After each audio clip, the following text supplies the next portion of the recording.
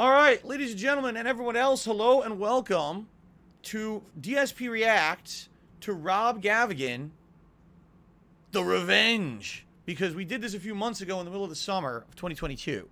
People really liked when I reacted to Rob's YouTube channel. They thought it was something different and fun, but admittedly, some people criticized the event saying, you know, this is neat, but why are you doing this in the middle of the summer? Wouldn't reacting to a channel like Rob's that deals with the macabre, dark, true horror stories, wouldn't this be more something fun to do like, you know, October, like Halloween month?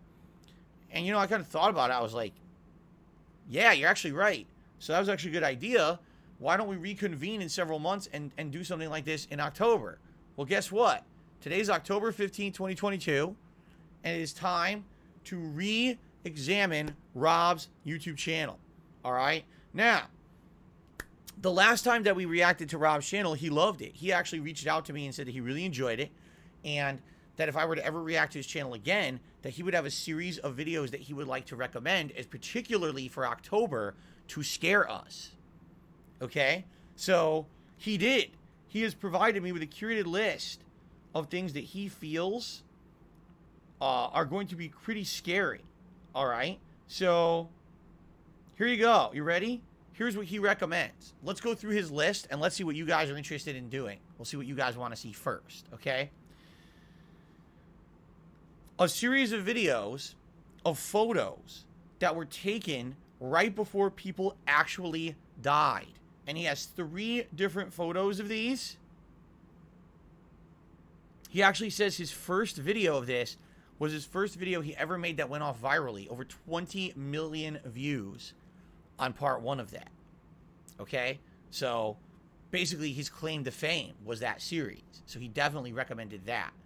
Okay? Disappearances. So, for example, creepy unexplained disappearances. He has a countdown of.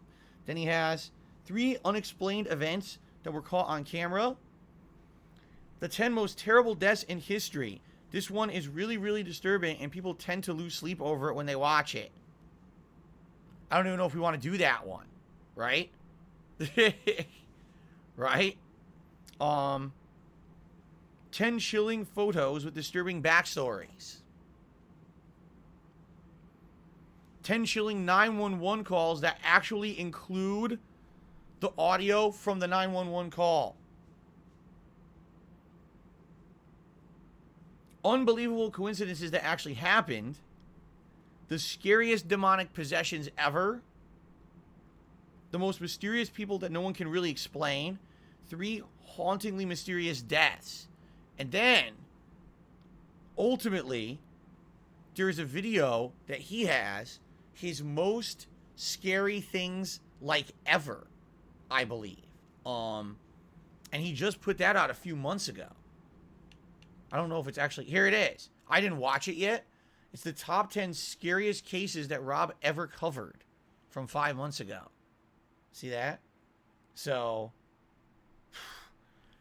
what do you guys think? Pepsi Man says 911 calls. Slinky says disappearances.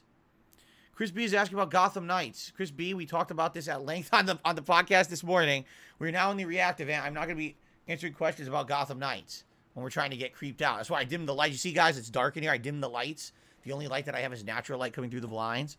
Man, what do we do first? Do you want to do the 911 calls? Maybe? Here, maybe we'll do a quick poll. I think we will do a quick poll. All right? Let's see. Let's do a poll.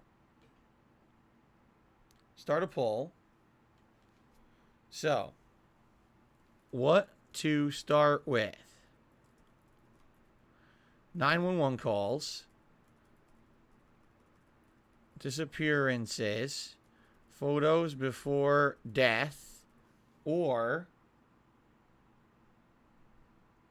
unexplained events. There you go.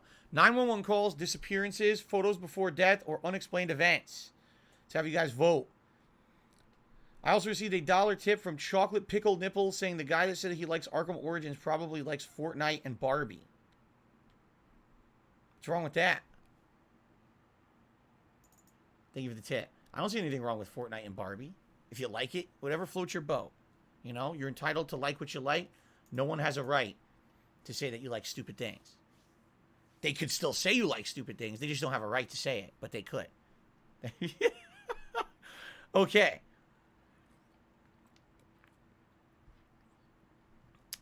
Okay, early lead, photos before death. This was the video.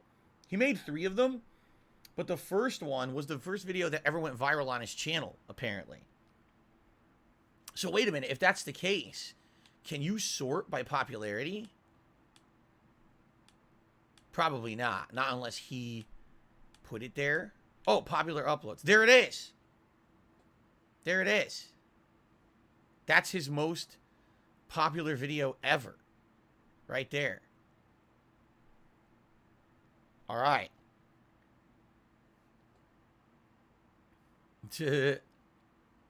We saw this one. This is the one we watched last time. Now, one quick thing.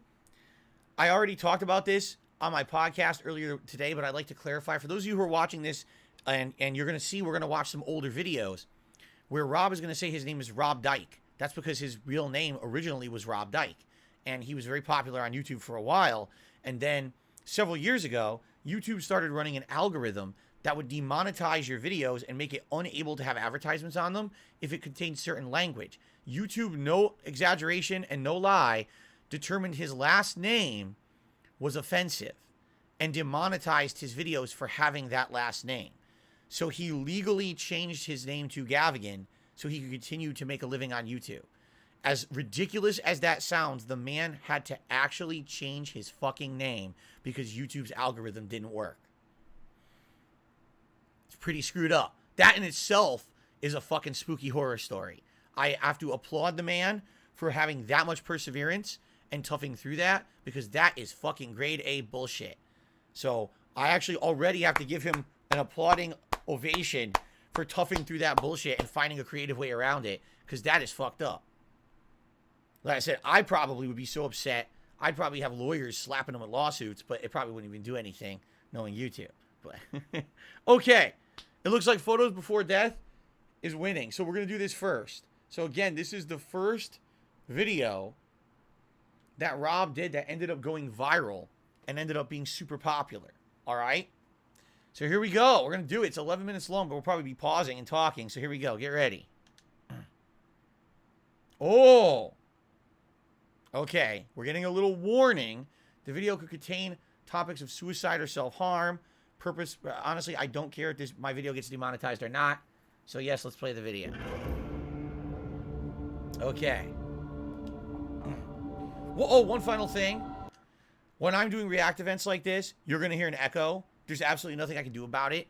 I can lower the volume as much as I can, but then I won't be able to hear the video. You know, there's no atmospheric music. You know what I'm saying? There's no atmospheric music anymore. So it's not going to drown it out. You know, you're going to hear, you might hear an echo, and there's nothing I can do about that. Okay? Okay. Photography is incredible. The ability to visually capture a single moment so you can look back on it forever. But the harsh truth is a photo never lies, and some of the memories it brings to surface were probably best kept in the darkest recesses of your mind. I like his 2 camera angles that he jumps back and forth between. It makes it feel like you're in a film studio and you've got a director who's like cutting back and forth between. You know what I'm saying? It's kind of very artistic. It's also black and white in half the shots. Today, we take a look at 10 photos taken right. What is that? Look, oh, my camera's blocking it. Take a look at the right-hand side of the screen. Boy, that was stupid. I clicked completely the wrong thing. What the hell is that? It's like a hood with a happy face drawn on it with like dirt and blood smeared on it. Ugh. I'm going to assume that's just something he put into the background for atmosphere to creep you out. I'm like, what the hell is that? Right? Okay. Here we go. Before death. Oogie Boogie's body. Oogie Boogie after he had all the bugs sucked out of his body. There you go.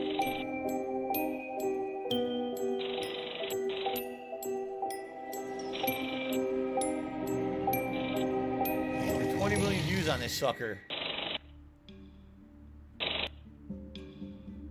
A fear of heights is a very common phobia. However, for wind turbine technicians, it doesn't tend to be a concern. But fear can arise from anywhere. Wind turbines are tremendously useful for providing electric power to numerous facets of some of our lives. Wind turbines can be huge as well, the tallest of which stands at over 721 feet tall, or 220 meters. But such technology does require maintenance, and technicians are the ones dispatched to be sure everything is in proper working order.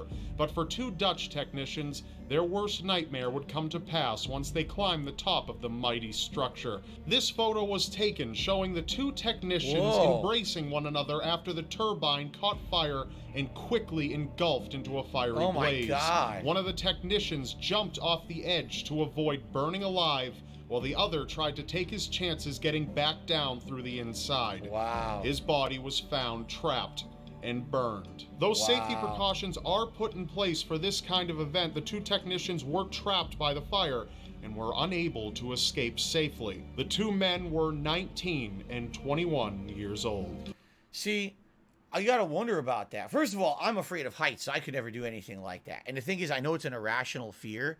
Like, I have an irrational fear of heights where I'll be in a mall, and I'll be on, like, the higher end, the top floor of the mall, and you'll have, like, one of those areas you can look down and see the bottom floor, and all of a sudden, my legs will tense up, I'll start to shake, my palms will get sweaty, and I'll get, like, real nervous, and I know there's zero risk.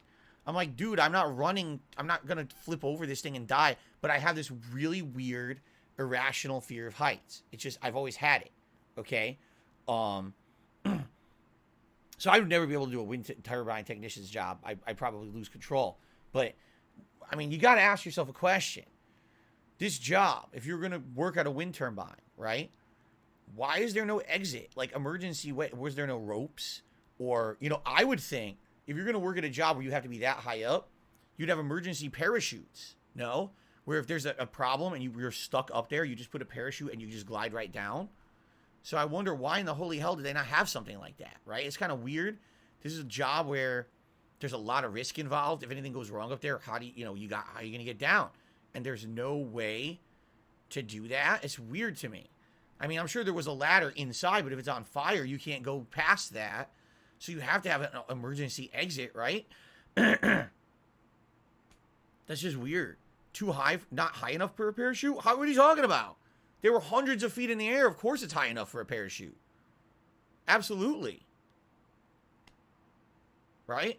I don't know. That sounds to me, that screams gross negligence to me. That sounds like they just didn't, that was not a safety precautious job. They just didn't care. The company was kind of being, you know, skimpy on safety. Because after that happened, after two people died, you would think probably they had to do something to make it safer after that, right? I wonder if there's like a follow-up of what they did to prevent that from happening later, right? Anyway. Okay, let's continue. The Niagara River has claimed a number of lives from its vicious and merciless rushing waters. This photo of a man named Joseph Avery was taken in 1853. Oh, wow. Joseph and two others had been boating on the river when it quickly overcame them. Look at that. The two other men were torn away by the rushing waters and sent over the falls to their deaths. Joseph was fortunate enough to grab onto a log that had been lodged between two rocks. He remained there while onlookers gathered, unable to assist Joseph despite a number of attempts. Wow. Joseph remained hanging on to that log for 18 hours before he finally succumbed to the river. Witnesses recalled Joseph releasing one final cry before he went over the edge of the falls and died. Wow, that's fucked up. 18 hours of holding on and having zero. Imagine that. Holding on to something desperately for 18 hours and toughing through it and then literally having no energy left in your body and you give in. It's messed up, but it's why you hear these horror stories about, oh, you know, I was camping or I was climbing rocks, I was going whitewater rafting and all this shit happened. It's like, I don't know if I want to do that shit, man. I got enough crazy, risky shit going on in my life. I don't need to worry about putting myself in extreme danger, right? Like, holy shit. Free running, sometimes also known as parkour, is a very impressive looking art. But the more impressive it gets, the more dangerous it tends to be. Yeah, I'm sure people Pavel die from that all the Pashin time. was a popular and talented free runner who would leave many people's jaws dropped in disbelief at some of the things he was able to accomplish. But unfortunately for Pavel, sometimes ability can't outdo luck. This photo was taken while Pavel performed his final stunt ever. He executed a backflip while near the edge of a 16-story building. No! Unfortunately, he lost his footing on the landing and went right over the edge and plummeted to his death. Oh my Pavel's God. death was a sobering reminder that fearlessness doesn't always cancel out danger. No, that's crazy, man. Again, another thing that I just don't get. I know there's some people who like are thrill seekers. They absolutely need to push everything to the limit in their life, and they feel like, oh, I'm living on the edge. It really makes it worthwhile. But Jesus Christ, man. Right? Like, that's just nuts. They got it. They got him mid fucking flip, and then he fell off the building and died. Fuck. Like, the way I see it, like, you could do parkour, but isn't there parkour that's lower risk?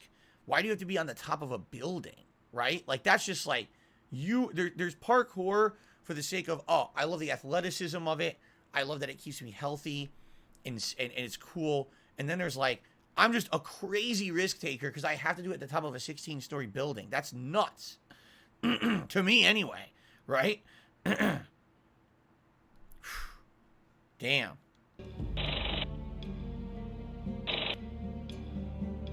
Politicians usually aren't the most loved of individuals. R. Bud Dwyer was a politician from Pennsylvania. In 1986, he was convicted of accepting a bribe. Though he claimed he was innocent up until the end, his actions betrayed his words. This photo was taken during a television broadcast a day before Dwyer was to be sentenced. He had just withdrawn a hidden revolver and attempted to keep people away so that they couldn't disarm him. Whoa. Confusion erupted in the room, and Dwyer quickly placed the barrel of the gun into his mouth and fired upwards through his brain. Whoa! Dwyer's suicide was captured on live television during a press conference that he himself called for. Reporters there were expecting an announcement of resignation. Well, technically, that's exactly what they got. Oh my God, I never heard about that one. You would think something like that, a televised suicide, that you would hear more about it, right? No, I never heard about that one. Jesus Christ. Well, that's pretty fucked.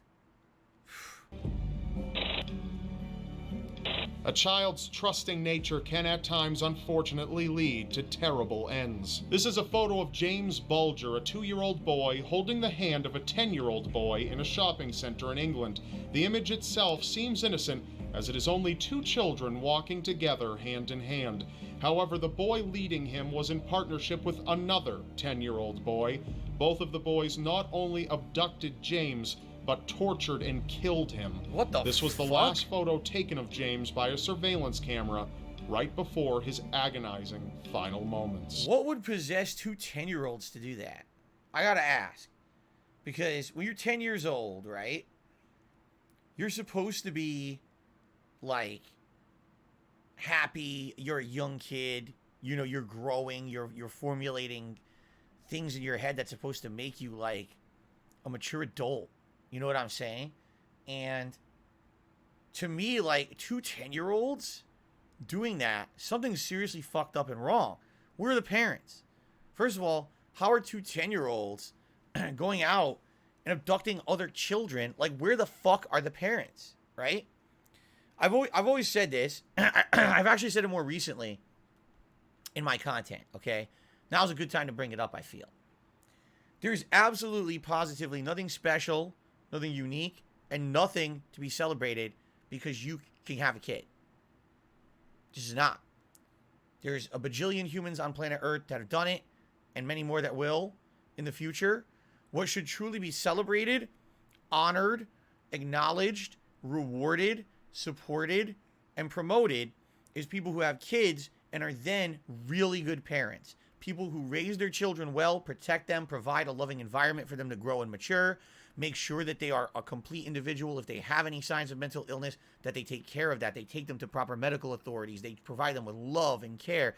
In no situation is anything foolproof, okay?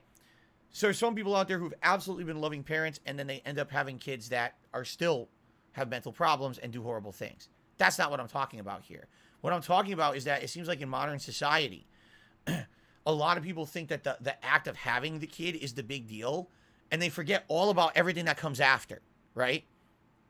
That's not the case. If you're going to have that kid, you are literally signing up for a lifelong responsibility of making sure that that kid is going to be a responsible adult that is well-adjusted and a part of society that is productive and positive and not toxic, destructive, or, in this case, deadly. 2 10-year-olds abducting a small child and torturing and killing it? What the fuck? What is wrong with these 2 10-year-olds? I couldn't have thought of something further removed from torturing and killing things when I was 10 years old, you know? I was playing with action figures. I was watching cartoon shows. I was playing with my friends. My dad I was hanging out with, playing and doing stuff. I was going out daytime with my mom, having fun days out. Like, what the fuck is going on with these kids' lives that this is what they're doing? Obviously, something failed them in society, right? Was it their parent? You know, what was it? I don't know, but this is fucked beyond belief. And to some extent, you have to wonder, as a society, have we gotten to a point where there's so many people out there that it's impossible for everyone to take care of everyone else? You know what I'm saying? Like, it almost seems to me like we have a whole society of people growing up there who don't have the love, the support, the raising they need, and they grow up as incomplete individuals doing horrible things. That's not good. And the thing is, I get the feeling it's growing. I get the feeling there's a larger group of people out there that are like this. They're incomplete people. And, you know, when you look at the series of things, we're seeing mass shootings, right? All over the country of the United States and things like this. And it's getting worse, not better. We're going the wrong direction, you know? This is fucked up, you know? You got to wonder what was the true story. Again, I'm not going to research it. All I'm doing is reacting. I'm not going to do research on any of these stories or whatever. But, my God, that's just terrible. That 2 kids that were only 10 years old would be that messed up in the head to want to murder and kill a small child. What is going on? Right?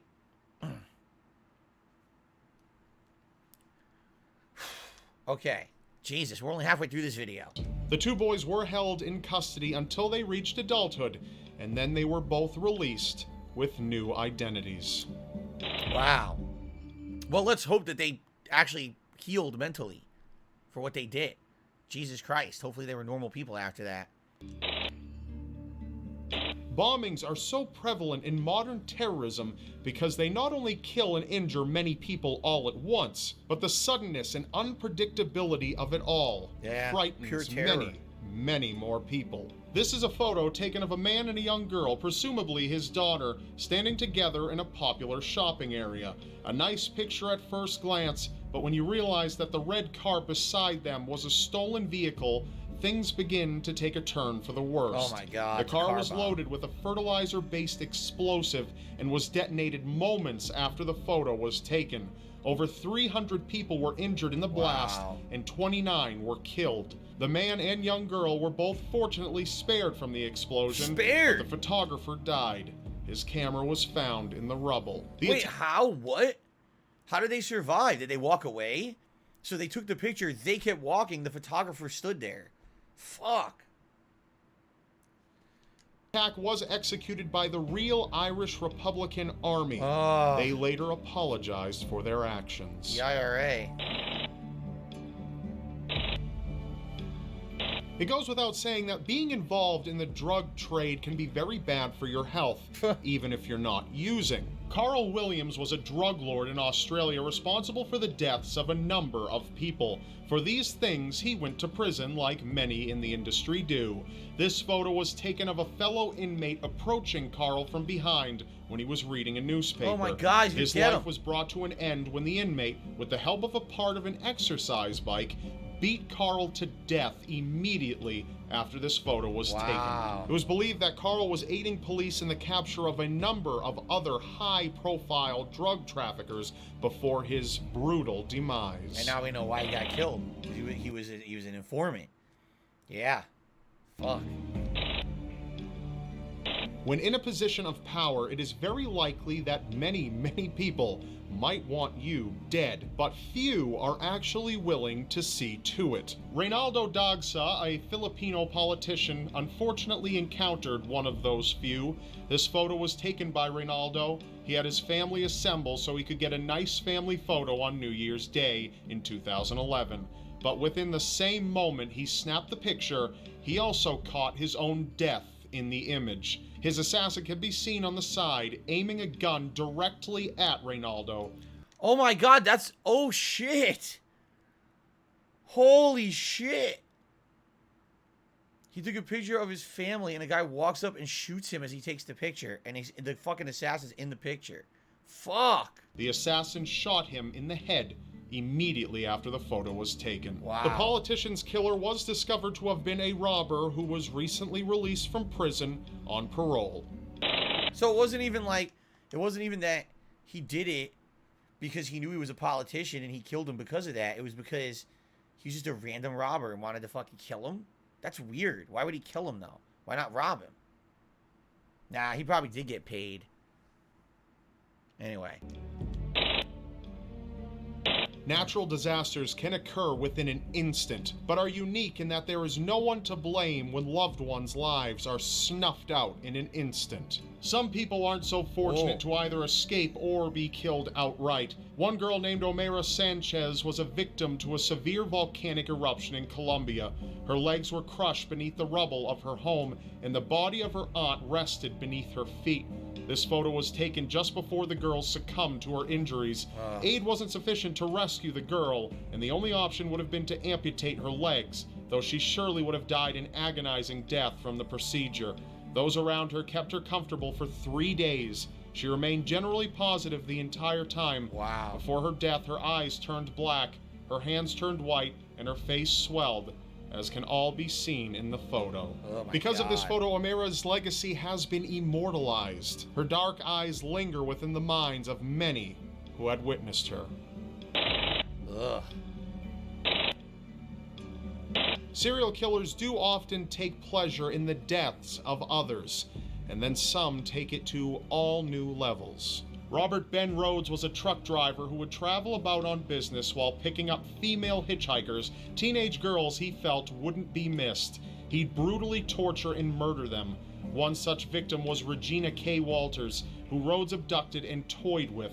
This photo captures Regina's last moment of life. He forced her to wear a black dress and heels, cut off her hair, and had her pose in photos. The fear and despair quite apparent on her face. Mere seconds after this photo was taken, the killer behind the camera slaughtered Regina mercilessly, ending her life at the age of 14. Rhodes was fortunately caught, however, Regina's death and the moments right before it will exist forever as a haunting reminder that the world can be a ruthlessly cruel place. Life can be so fickle at times. Our first breath occurs within a moment, as does our last. These photos do make that fact very hard to forget. That's all for now. I'm Rob Dyke, and you be sure to be here next Wednesday for another episode of Seriously Strange. And Rob, I was late. I was like 7 years late for Seriously Strange. I'm sorry, Rob. He's a good narrator, no? The way he can kind of, he has inflection in his voice. He comes out very deadpan, but then all of a sudden he can emphasize with the way that he talks. Yeah. Anyway, so we have hit 100 likes on the stream. Let's do a celebratory bubble blow. This isn't really necessarily the kind of stream, but we'll still do it anyway. Thank you, guys. Thing is, you can't really see them, right? Hard to see in the dark. I have all the lights off today for this. There you go. Okay. All right, so that was the first of 3. He made 3 of those videos. I don't think we should watch them all back to back. I think that we should do different stuff, for variety purposes. Let's see here. let us look at some of these other videos.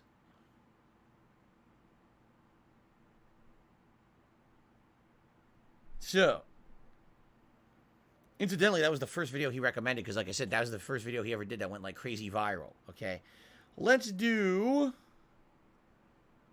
How about this? Unexplained events that are caught on camera. I wonder what that would be. Oh, we already did that. We watched that one last time. So we already watched that one. That one we're not doing. Let's do unbelievable coincidences that happened. Let's look for that, but I have to search.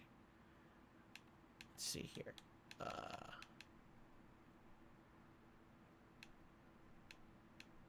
Where's the search on this fucking app?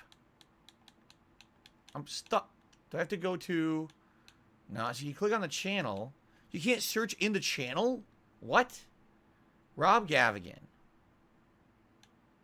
Right? Rob Gavagan. But that's just going to take us to the channel. Rob Gavagan.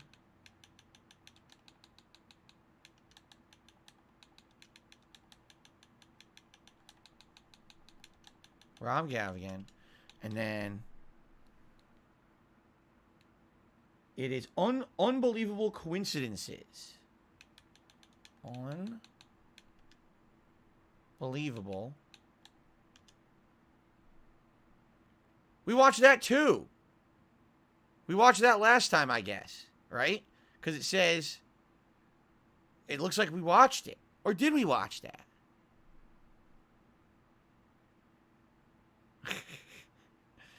I don't know. All right, how about this? We click it, and if we remember it, we'll do. We did watch it last time.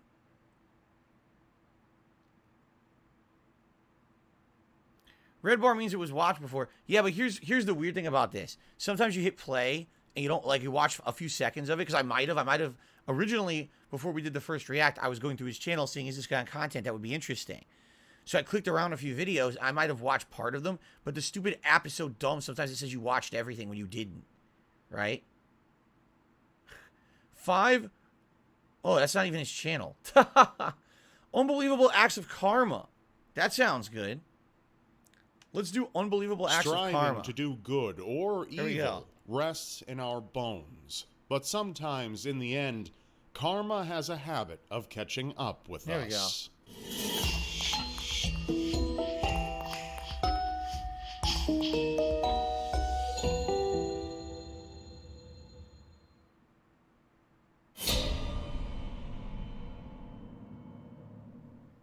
It's one thing to show bravery and strength in the face of war, but it's something entirely different to tempt fate, especially when you and your men are surrounded. General John Sedgwick was leading a troop of men in the Battle of Spotsylvania Courthouse during the American Civil War. Confederate snipers were surrounding the area, occasionally shooting at Sedgwick's men. As the snipers sent bullets flying at the soldiers below, they would dodge them as quickly as possible. Every time this occurred, General Sedgwick would laugh with arrogance. After one of the men stood up to Sedgwick, telling him that he could have died if he had not dodged the bullet, Sedgwick proclaimed, "What? Men dodging this way for single bullets? What will you do when they open fire along the whole line? I'm ashamed of you. They couldn't hit an elephant at this distance." What? The snipers took aim at the Union troops once again, and the soldiers jumped out of the way once again. Sedgwick thought what he had said before was so clever that he decided to repeat it again. He yelled, "I'm ashamed of you, dodging that way. They couldn't hit an elephant." General John Sedgwick was unable to finish his sentence, as a sniper had shot him directly under his left eye, killing him instantly. Wow. That was pretty stupid. And that guy was supposed to be a military commander, and he was that stupid. Wow. What the fuck is this? There's nationalism, and then there's extreme nationalism. There's justice, and then there's karma. And sometimes karma is, thankfully, more eye-opening in positive ways than negative ones. Roughly 1/5 of Hungarians have been shown to hold anti-Semitic views, believing that Jewish people ruin their country. In addition, there are many Hungarian anti-Semites who are also Holocaust deniers. Oh my It isn't God. surprising that these citizens started their own political party called Jobbik, which has grown to be the third largest party in the National Assembly. Csanád Szegedy was a leader of the Jobbik party and was known throughout Hungary for his radical anti-Semitism. Any opportunity he had, Szegedy would make his intolerant stance known to his fellow Hungarians. But one day, after speaking to his grandmother, Szegedy found out that not only did the Holocaust actually happen, but his grandmother was a survivor of Auschwitz. What the? Moreover, How are you a Holocaust denier and your grandmother was in Auschwitz? What the fuck were you a jackass? You fucking idiot. How do you not know that? I mean, Grandma, what are those numbers on your wrist? Oh, it's just a nice tattoo I got when I was a kid. Oh my God, you fucking... Some of these stories are just like... I think this actually might be a video of the dumbest people ever.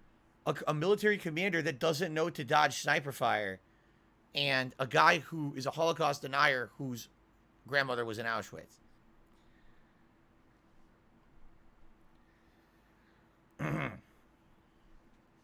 Okay. Let's continue. his grandfather had survived forced labor camps. The irony hit him with a crushing weight and changed his life substantially. And soon after the eye-opening experience, Szegedy recanted all of his anti-Semitic statements and backed out of the Jobbik party entirely. Today, Szegedy embraces his Jewish heritage, has been baptized as an Orthodox Jew, and even visited Auschwitz. Well, I mean, I guess that's not a bad story. That was actually a good story. He realized the wrong of his ways, stopped all the fucking crazy nonsense, and became like a good person. Alrighty then. That's right, exactly, Alex Fafini says, an ultimate face turn. There you go. Alright, well, I guess it's not all that bad, right? There won't all be terrible stories today. I still don't know how he didn't figure this out. How could you be denying the Holocaust and not know that someone in your family was in the Holocaust? Part of it. Like, seriously, this would be like, I grew up and I denied that I was Italian, even though my mom has her own family sauce, homemade meatballs. We had meatball grinders, pasta in the house all the time. Every Christmas we'd go get Italian cookies. Like, oh no, I'm not Italian. No Italian to me. Absolutely not. What are you talking about? Good Lord. All right, let's continue. Ice hockey is undoubtedly one of the most dangerous sports, and although players are covered in protective padding, they can still receive critical injuries. However, it is all the more painful when fans add insult to injury. Steve Sullivan was a hockey player for the Chicago Blackhawks. He had already been knocked around during the entire game against the Colorado Avalanches, but wasn't prepared to be whacked in the face by an opposing hockey stick. The high stick hit him on the bridge of his nose, causing some serious bleeding. He additionally received 12 stitches post-game. As Sullivan skated over to the bench, he was abruptly stopped by a hysterical fan on the other side of the glass, who was laughing and heckling him about his injury. What a dick! Sullivan paused to listen, and they both exchanged some strong words, but the fan's insults were relentless. Sullivan headed to bench, got a quick patch-up, and went back on the ice to finish the game. After scoring 2 goals on the Avalanche's goalie, one player slap-shot the next puck away from the net, and everyone watched as it sailed through the air, over the glass, and right into the forehead of the fan who had God! just jeered Sullivan. Seizing the opportunity, Sullivan skated over to the heckler and proceeded to give him the same treatment that he had received earlier. It was a simple justice that made Steve Sullivan's night, and the fan ended up receiving a few more stitches than Sullivan. Wow. That's great. That's a good one. See, they're not all horrible stories. This is a good one. He got his just desserts. We come across signs in our lives that we should heed, both metaphorical and literal. Sometimes these signs are there to save us a little bit of grief or even our very own lives. 12 times ahead. Tyler Myers decided to join the game of stealing stop signs around his hometown. Oh, no, I'm sorry. I hate that shit. I hate hearing these stories. People who steal stop signs, vandalize stoplights. You're gonna... It's not just simple pranking. It's not, oh, I'm a teenager and I could, this is my rebellious years. You're gonna get someone fucking killed. You know, I hate that shit. There's a difference between putting yourself in like danger and putting others in danger. You know, that we saw the parkour photo earlier. That's someone who's a thrill seeker. They love the feeling of adrenaline, but he's putting himself in danger, and he paid the ultimate price. But at least he only put himself. This guy, he's gonna literally kill people stealing fucking stop signs. He's an asshole. He's a fucking scumbag. You know, that's terrible. He intended to sell these stolen stop signs and also keep some for himself, and had no concern for the possible dangers that removing these signs would pose to others. What an asshole. He just wanted to do what he wanted to do. But Tyler would later have to deal with the consequences of disregarding the importance of these stop signs. Driving down Medusa Road in his red F-150 pickup, Tyler breezed through a stop sign and was immediately struck by a semi-truck. Wow. The two vehicles were slammed together and flew off the road, coming to rest in a vacant field. The driver of the tractor trailer was medevaced to a hospital in Toledo with serious but non-life-threatening injuries. However, Tyler was not wearing a seatbelt and was killed as a result of the crash, taking the burden on for everyone else that he had put in jeopardy by stealing the stop signs. Well, I mean, if he's stealing them, obviously he didn't think that they were very important to begin with, so not surprising he blew through one and got killed. Brenda Sue Schaefer had gotten herself into a relationship with a man named Mel Ignatow. But after reluctantly accepting his proposal, Mel's true personality began to show. All right, I have to say, hold on a second. Reluctantly accepting his proposal. All right? If someone proposes to you, this is, hey, want to get married? If you're reluctant to accept it, okay, I have some advice for you. Ready? Don't accept it! There's probably a reason you're reluctant. If you're not gung-ho, I want to spend the rest of my life with this person, why would you accept it to begin with? Reluctantly accepted it. What does that even mean? Maybe I want to spend the rest of my life with this person. I'm not sure yet, but I'll say yes. Like, what the fuck are you... Huh? I swear there's just people who don't take life seriously or something. Like, I just don't understand that. You know? All right, let's continue. I don't know what the story's what's gonna happen here. Let's find out. Starting out as a kind and affectionate boyfriend, he gradually turned into an abusive monster leading up to their engagement. Great. Mel would demand sex from Brenda, constantly complaining that she never fulfilled his every sexual need. Brenda, with encouragement from her family, was planning to leave Mel, but Mel knew what she was planning. So he started making strategies of his own with his ex-girlfriend.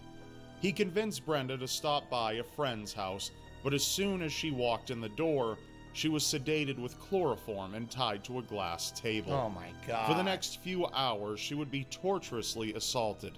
While this occurred, Mel's ex-girlfriend, Mary Ann Shore, took photographs and occasionally participated.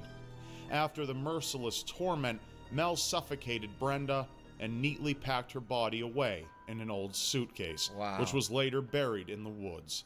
Mel and Mary Ann would later go on trial. However, Mel would walk free until the photographs were later discovered. Oh. Unfortunately, he was never able to be tried for the murder a second time due to the laws of double jeopardy. Shit. And he therefore walked free again. Wow. But karma wouldn't let him get away with the torture and murder of Brenda Sue Schaefer that easily. In 2008, Mel Ignatow tripped and fell as he was walking past his glass table and cut himself severely on a broken shard. He remained alive for some time as he bled out. Panicked, he stumbled around his home before eventually collapsing near his bedroom. Mel was found dead in that spot. Wow. In a twist of fate, it happened to be the same glass table that Mel had tied Brenda to What before the she was fuck? brutally murdered. Holy shit, the same fucking table? I don't know if that's karma, dude. That's fucking, that's ghost shit. When people ask me about, do you believe in ghosts, right? I've never had any supernatural experience in my life. Okay, never. Not once. But that's too much of a coincidence. He died by the table that he killed his fucking ex on, right? Like, Jesus, right? That's horror movie shit. He was walking in his living room and he heard the voice of his dead, girlfriend. Hey, how you doing? And he turned around, what? And he trips and he looks down. He sees a reflection in the glass and he goes right through it and cuts himself and he dies, right? That's movie shit right there. That's just crazy. Well, 672 says he had a supernatural experience when trying to finish a triple Whopper from Burger King. That might be slightly different. It might be slightly different than this situation. So I'm not sure it applies, but thanks for sharing. Special thanks to Blue Apron. Oh, okay. Now there's an ad. All right. What the heck, man? Seriously, what are the chances? And why would you... I mean, he kept the table? That's even more fucked up. Let's see here. Let's do...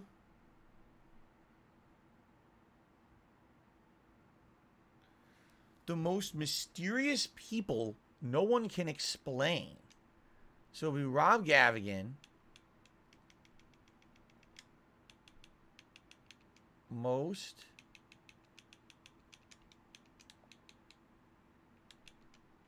mysterious. The most mysterious people that no one can explain. That could be interesting. What's up, Malcolm? How you doing today? Welcome to the stream. Right? Interesting. Okay. No, we're not going to watch the ad. Get out of here. Jay says he would love to see some monsters. Jay, just so you know, I don't think that's the kind of channel this is. This is a more realistic channel. It's real horror. You know what I'm saying? Like, it's horror that is based on something that really happened. Not, oh, this is a monster or whatever. You know what I'm saying? So I don't think we're going to really see anything like that today. We might. We'll still look. But this stuff is crazy and creepy. Let's watch this video, and then we'll take a quick break. As I told you guys, I do need to take breaks today. It's going to be hot in here because of the stupid weather that we're having. So I'm going to need to take a breaks to spread my legs and do things. All right, let's see what this is. The most mysterious people that no one can explain.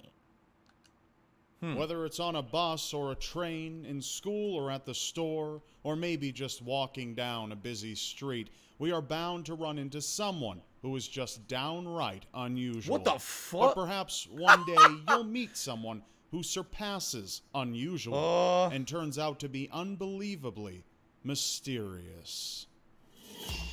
Do I have to comment on the plunger on the head? All right, let's see. This will be some weird shit. Here we go. Toward or Airports bus? play host to a variety of people. Most everyone is either arriving from or departing to a different place. But one traveler who arrived at an airport couldn't even find his homeland on a map. What? The man flew from Europe to Japan and landed at the Haneda Airport in Tokyo. At customs, when asked to present his passport, officials noted the man was from a country called Torrid. This baffled airport officials, as this was a country they never heard of before. They questioned the man, and he told them how Torrid was situated between the borders of France and Spain and had been established for over 1,000 years. When asked to point to his home on a map, the man was agitated to find a country named Andorra was in the place of Torrid. To make matters even stranger, the airport officials attempted to contact the company the man was there to meet, but attempts failed, and it was discovered that the company he said he worked for didn't exist, and the people they did end up getting in touch with had no idea who this man even was anyway. What the fuck? Aside from having currency from several different countries and being fluent in French and Japanese, the man from Torrid was an utter mystery. Until the matter could be figured out, they put the man up in a hotel with security outside his door and confiscated his passport and ID. All right, now hold on. This is interesting because this is a good opportunity. What do you guys think is happening here, right? Because it sounds like we're going to get the answer. What the hell is happening here? A guy who says he lives in a country, but it's named something different, and he can't explain it, but he has a passport that says Torrid, proving that he lived there. He has documents on him showing he's meeting someone in Japan, and then when they try to contact him, it's someone else. And they don't even know what he's talking about, right? Multiverse theory, another dimension, a time traveler, a terrorist agent, alternate dimensions and timelines, fake ID, a guy that's trying to just sneak in, a time slipper, time paradox, forged passport. Wow. Some crazy guy. See, here's the thing. I don't think he could be crazy because he has documents. If you're crazy and you're just making shit up, fine, but then he wouldn't have a passport that says this country, right? So I'm going to go with, I'm going to try to attach this to logic. I do think this guy's a spy. I actually believe this guy is a faker and he's either a criminal or a spy. And this is what he would use his bullshit story to get through places and literally have no trace of who he really was. That's my guess. I could be wrong. I'm just guessing. We're going to find out. Hopefully they're going to explain. My guess is that he's a spy or a criminal. And this is his cover story. Okay. By the way, I got a tip. $5 tip for Malcolm. He says, have a great stream. Not a fan of horror games, but I love watching you react videos. Well, hopefully you'll enjoy this. It's going to be something very different, right? Compared to my normal react stuff. And I hope you have a good time. Let's play an animation for you. Thank you, Malcolm. Here we go. All right. I'm going with spy or criminal. But a lot of people here are saying alternate universe. I don't know about that. All right, let's see if we get our answer. Here we go. The next morning, however, the man was no longer in his hotel room, and all his belongings had vanished from the airport security.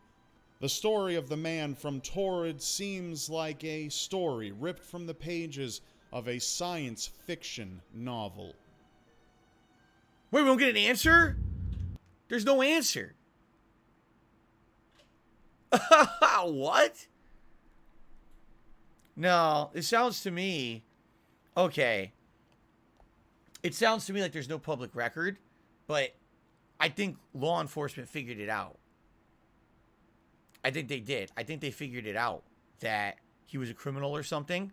So they basically arrested him and they just took all the documents out of the security. Right? Off to Guantanamo or whatever. Like, here you go, right? Whatever it was, because there's a Japan, right? So they probably have their own shit going on. So they probably just said, all right, fuck off. Whoop. See you later. Back, right into jail. And then they erased it from public record so people wouldn't be confused about it or something like that. That definitely sounds to me like that's what happened. It doesn't, he didn't fucking... Because there's one thing to say he disappeared, but they said all his documents disappeared from the airport security as well. No. It was the real law enforcement came in and confiscated that shit and whoop! Right into a cell probably for the rest of his life. So... That's my guess anyway. I like to believe the more logical stuff. So, okay.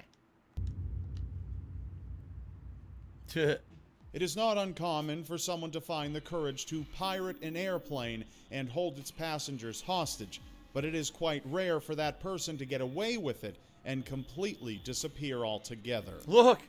Wearing a Washington. nice suit and tie, a man who called himself Dan Cooper bought a ticket to fly to Seattle on a Boeing 727. While on board the plane, he handed a note to a flight attendant and requested she read it immediately. The note stated that he had a bomb but wouldn't use it if everyone followed his instructions. After landing in Seattle, Cooper let the passengers off the plane, requested the plane be refueled, and demanded $200,000 and 4 parachutes be brought to him. Soon after, the plane was back in the air, and Cooper, 2 pilots, the flight engineer, and 1 flight attendant took off toward Reno, Nevada. This time, Cooper had the engineer and attendant enter the cockpit and close the door. Not too long after leaving the Seattle airport, they saw warnings go off that the aft air stair had been activated and there was a change of air pressure. The plane landed in Reno and was immediately boarded by armed police searching for any sign of him. But D.B. Cooper had already jumped from the plane, presumably landing somewhere in southwest Washington. The search for D.B. Cooper by the FBI lasted over 45 years, but eventually they called it quits.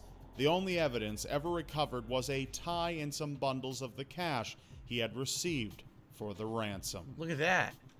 Look at how the cash is disintegrated. They found it. So it's a true story. He's real, huh?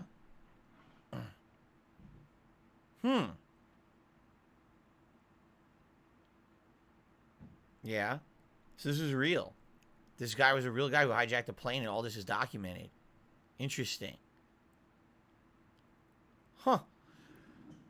Damn. I mean, he had this planned out, obviously. Right? Yeah, obviously, you don't know DB Cooper Don't Play? No, I don't know who this is. No, I don't know. I've never heard of this story before. This is real, though? It's real. Jumped out of a plane. That's a lot of work for only $200,000, no? Like, you would think he would ask for a couple million, but maybe he felt $200,000 was more realistic. Like, you could probably get $200K together, but you can't get $2 million together or something, right? That's not a lot of money, though, for this kind of work, right? Even back then, because I know this was in the past, but well, I guess you guys are good. In the 50s or 60s, it probably was worth a ton. I guess you guys are right. Yeah, I'm thinking in modern day, $200,000 back then was probably insanely life-changing, right? Interesting. So how the hell did he pull that off? He hijacks the plane. No one even knows if he really had a bomb. And he jumped out and survived. I thought if air pressure, if cabin pressure... See, I don't know. All I know is from movies. I don't know the science of it. I thought if you lose cabin pressure, that, like, the plane's in deadly danger, right? Like, you can't lose cabin pressure and still fly properly. So how did he open and jump, right? And not like make the plane crash, right? I don't know.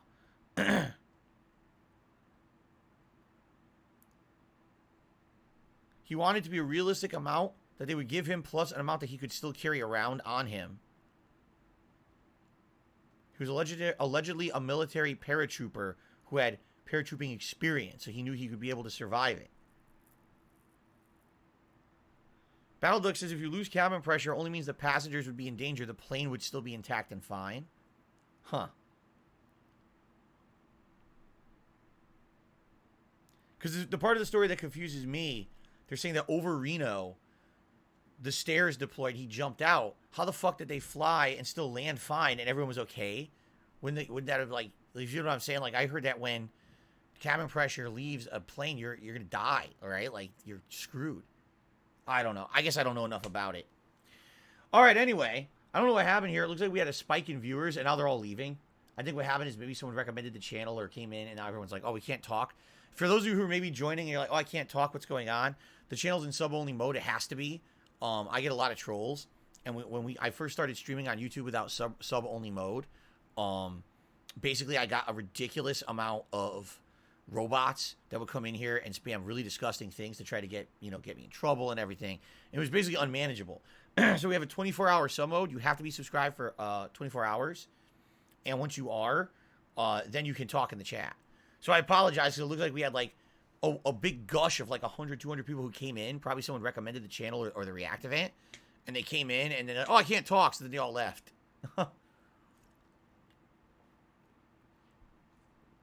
Okay.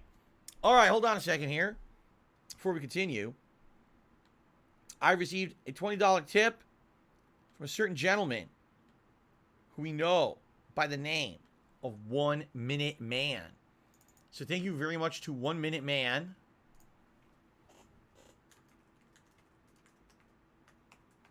For the biggest contribution so far of today.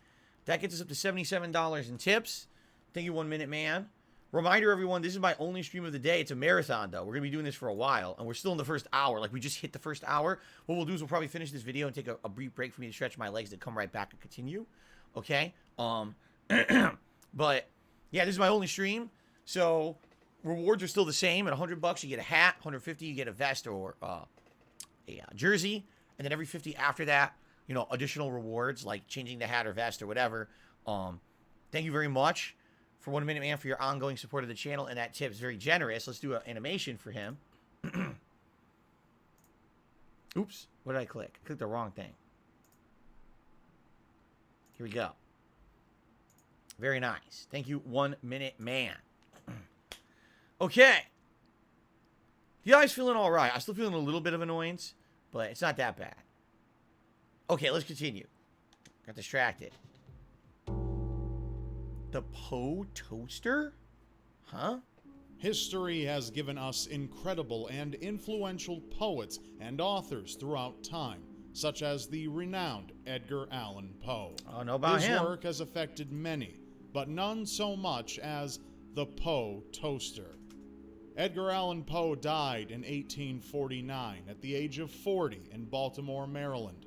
Starting in the 1930s, an unknown person would visit the cenotaph marking the original burial site of Edgar Allan Poe, always donned in black, wearing a scarf or hood to hide their face, and holding a silver-tipped cane. His visits were always consistent. He would arrive early in the morning on January 19th, Poe's birthday, every year. He would pour one glass of cognac, raise a toast to Poe, and leave the rest of the bottle along with 3 roses at the site. Occasionally, the mysterious figure left notes along with the other gifts. One note stated, "Edgar, I haven't forgotten you," and another said, "The torch will be passed," with references to a son. It is presumed that the Poe Toaster left this dutiful tradition to his offspring, who held up the ritual into the 2000s. Many people have attempted to get a glimpse of the elusive toaster, but so far, both father and son have remained an enigma. 2009 was the last known sighting of the Poe Toaster. Of course, no one is sure why they decided to stop, but some speculate that the bicentennial of Poe's birth was a logical place to end the long-held ceremony. Huh. Nothing too mysterious about that one. Just like a super fan, right? Or whatever. Nothing too weird or wrong about that. The state of the world and the people in it have advanced over the last 1,000 years. Even the most rural parts of the world have adopted Western technologies and fashions. But some tribes have no intentions of changing. There's a man that lives in the jungles of the Amazon on a large piece of land that has been sanctioned off just for him. It is believed that the remaining people of his tribe were massacred by ranchers sometime in the 70s or 80s, leaving him as the only survivor. He has continued to live the sheltered tribal life and refuses to contact anyone who approaches him. Those brave enough are met with a sharpened bit of wood he fashioned into an arrow. He crafted several huts around the land, all of them containing a 6-foot-deep hole used as a form of defense or to trap animals. Around one of his huts, researchers have found a lush and plentiful garden, dried nuts, and a torch he formed out of resin. In 2009, he was attacked by gunmen, possibly wanting to get rid of him so they could have his land. Brazilian authorities found the protection post on the land had been raided, and there were empty shotgun shells nearby. Wow. Though no one has been charged for the attack, they believe the tribesman is alive and well. None of his people are left, no one knows what language he speaks, and he refuses to let anyone get too close. It seems this mysterious man is determined to live out his days in the safety of the jungle. Imagine that. The last of his kind. Damn. The race to make the first atom bomb was on, and the United States was determined to keep their progress a secret from Germany and Japan. So they never expected the Soviet Union to send in a spy of their own. After the fall of the Soviet Union in the 90s, the KGB archives about the once classified Manhattan Project were released to the public. In the files, there were several mentions about a man or a woman known as Perseus, a physicist recruited to help work on the atomic bomb. He is believed to have been a Soviet spy that was sent to infiltrate the US and gain access to their information. However, it wasn't just in the Manhattan Project files that Perseus has been mentioned. Russian intelligence officer Colonel Vladimir Chikov was the first person to publicly write about the mysterious scientist, claiming that he or she was not interested in being paid for their work, but instead acted out of purely ideological considerations. But even though Chikov has spoken about Perseus outside of unclassified archives, there are still no clues as to who Perseus could have been. Perseus was successful in sending along what information he or she could back home, and the Soviet Union, a supposed ally to the US, gradually caught up in the race to atomic status. To this day, the identity of Perseus remains a mystery. I don't know, a story like that, like, obviously there's probably some basis in reality, but I get the feeling things like that become more legendary over time. Like, was there really one person who was Perseus? Right? I don't know. Maybe it was actually a series of people who were infiltrating and getting secrets and sending them across, and vice versa too. There might have been double espionage going on where we were getting information from them, they were getting information from us, and it was kind of going back and forth. But I find it very hard to believe there's one person who was the infiltrator and passed all the information along. That sounds like baloney.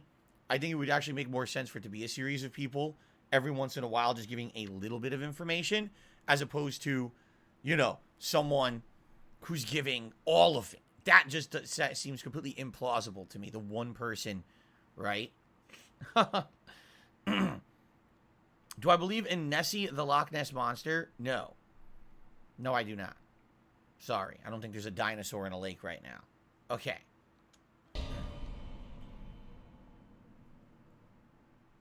Before there were Bunsen burners, there were crucibles. Before there was chemistry, there was alchemy. And before there was Marie Curie, there was Falconelli. Falconelli is a famous alchemist who was born sometime in the 1800s and mysteriously disappeared around 1926. His identity has never been revealed, even though he brought 3 gentlemen under his wing and became their teacher. They all kept their lips sealed on who the real Falconelli was.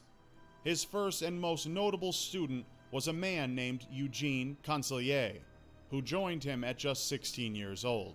Under Falconelli's guidance, Eugene used a projection powder to turn lead into gold, which one of Falconelli's other students had witnessed happen. Falconelli has written several books under the same pen name with pages that have been illustrated by his other student, Jean-Julien Hubert Chapenian. This leads some to speculate that Jean-Julien was Falconelli himself, but this was never proven, and the known timeline doesn't match up. You know what's weird about, like, alchemy and stuff? Just think about this for a second, all right? So, let's say someone did figure out how to turn a relatively common element, like lead or iron or, you know, something base that you can use a bajillion things of it on the planet. It's pretty much not an incredibly limited resource or anything like that. Let's say that they could figure out an actual scientific way to turn it into gold or platinum or even silver, a valuable element, okay? Just by the nature of doing that, isn't it necessarily like not a big deal? And here's what I mean by that. If you were able to do it and you were able to keep it a secret and you were able to only do it on purpose, you would control it, okay? Then maybe you could profit from it, all right? I know how to turn lead into gold, but I'm only going to keep it for myself and maybe 2 other people. I'll teach it, and we're going to have our ring of doing this to become rich and famous based off of having so much money because we have all the world's gold. But here's the thing. Why is gold valuable? Is it because gold has innate properties that are useful to human existence? No. Is it because, it's a fuel source? No. Gold is valuable because it's rare. It looks nice, and it's rare. That's the only reason why. If you can turn lead into gold, right, then basically you're creating more gold and the rarity is gone, right? So maybe I'm wrong because some people are saying right now it's used in technology like microcomputers and stuff. Well, I mean, I'm sure it is. But the point I'm making here is if you have an element and the more of it exists, then it decreases its value. You see what I'm saying? So if this guy Falconelli figured out you can actually take a common element and turn it into a rarer element, okay? That's great, but the moment that becomes common knowledge, that element is no longer, basically the rare element becomes a common element, and therefore it's devalued. The whole market would immediately crash because you can have as much gold as you want as long as you have lead around. You see? So for something like this to work, like, okay, I figured out how to turn a common element into a rare one that has value, you have to keep it a secret. You have to purposely make sure the way to do it isn't public knowledge, because the moment that it becomes public knowledge, there's no value involved anymore. You see? So, I don't know. That's just my take. Like, it kind of popped into my head. I was like, that's why you would want to be secretive about it. Some people are actually saying you can turn stuff into gold with nuclear. Yeah, but nuclear probably isn't cheap, and that's probably why also it's not a common thing. No one is going to have a nuclear process to turn lead into gold in their backyard and become rich. You see what I'm saying? Right? That's the plot of the movie Hudson Hawk. Oh, I've never seen the movie Hudson Hawk. The Bruce Willis movie. Oh.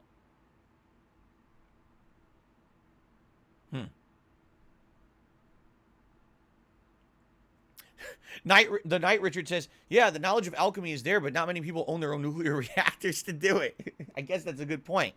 If you're rich enough to own your own nuclear reactor, then you probably don't need to be turning lead into gold. You're already rich. Okay. I'm just throwing that out there because I hear stories like this all the time.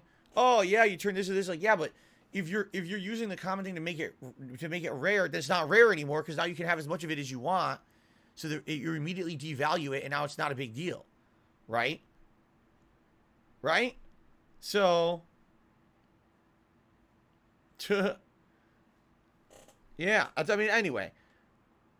I'm also curious, like diamonds, right? Like diamonds are incredibly rare. So, because diamonds are rare, they're valuable. But do diamonds actually serve a purpose outside of just being a rare gem, right? I don't know. Maybe they do. Lasers or something. Right? I don't know. All right, let's continue. Eugene claimed that in 1953, 27 years after Falconelli's disappearance, he met up with the alchemist in a Spanish castle. At the time, Falconelli would have been over 100 years old, Whoa. But Eugene said the man looked to be in his 50s instead. No longer Falconelli the alchemist, he was now Falconelli the divine androgyne. And what happened to him after that remains a mystery to this day. Huh. So we don't know. Two boys playing down by the shore on a beach in Sandy Cove, Nova Scotia, made a very unusual discovery. A man with his legs cut off above the knee lay nearly lifeless on the shores of Sandy Cove. Ouch. No one could get him to speak, but he mumbled something that sounded like Jerome, so this was what they called him. The man looked to be in his late teens or early 20s, but with him not speaking a single word, they couldn't know this for sure. In fact, his silence opened up a whole world full of theories. Maybe he was a sailor that committed mutiny, or an heir to a fortune who was disposed of, or perhaps he was the man who was found across the bay that people in Chipman, New Brunswick called... How is he late teens, early 20s? That can't be a picture from then. That must be when he got older. What the fuck? Gamby. This was the most plausible explanation, as Gamby was a man about the same age as Jerome, who was found with his legs stuck in an iced-over river, which eventually needed amputation. Gamby was supposed to be taken to his homeland, but was tossed overboard by the man accompanying him. Though the stories seemed to match up, nothing could truly be confirmed because Jerome refused to speak to anyone. Jerome had a nasty disposition and was therefore resentfully looked after by a Catholic community for the rest of his life. He died the same day as the Titanic sank, making his death go practically unnoticed. Huh. Weird story. Kaspar. A shoemaker in Nuremberg, Germany, came across a teenage boy stumbling like a drunk walking down the road. The peasant-looking boy handed the shoemaker a letter that led to far more questions than answers. The mysterious origins and characteristics of the boy, known as Kaspar Hauser, was a story that swept Germany. He was sensitive to light, colors, and sounds. He couldn't tell the difference between men and women except by their clothes, and didn't know the difference between inanimate objects and living things. What? He was sensitive to metals and magnets, stating they pulled at him when they were near him. This wasn't the extent to his abilities by any means, but they did come with their own set of side effects, such as the smell of coffee and beer making him vomit, just the smell of wine making him drunk, and thunderstorms causing him extreme pain. What the fuck? When Kaspar had fully developed his vocabulary, he told how he was kept in a small cage in a boarded-up room, never seeing the light of day, with only a straw mat to sleep on, and a diet of only black bread and water. Kaspar was never allowed to see his jailer's face, as he was drugged with opium when it was time for a bath and a change of clothes. His jailer wrote a letter stating that the boy was left on his doorstep, but he couldn't take him in due to his own 10 children, but gave him what life he could in the cage. The man claimed the boy to be 17 years old, and for that reason, he sent him to Nuremberg to meet the captain of the cavalry to be a rider, quote, like his father was. What? Before Kaspar could fully embrace life and become a rider in the cavalry, he was stabbed to death when he was presumably 21 years old. The story of Kaspar Hauser can be summed up by the words on his tombstone: "Here lies Kaspar Hauser, riddle of his time. His birth was unknown, his death mysterious." Weird. What a weird life. Thank you for watching. Please see the description. Right? What the hell did I just say? I hit the thing to go to a different video. What a weird life. No actual history of where he came from. Apparently living in a cage. Weird things. Sensitive to things for no reason. That was just an oddball story. Alright. Pretty good. I'm glad that we broke it up because the first video was so dark. It's like, Jesus, it's too dark. We gotta, like, mix this up. So we did. I think that's what we should do all day. Watch a dark video, but then watch, like, more mysterious videos. That way we're not going too dark. I feel like there's a lot of really dark shit on this channel that could really, like, oh, fuck. So we don't want to just go too far into that.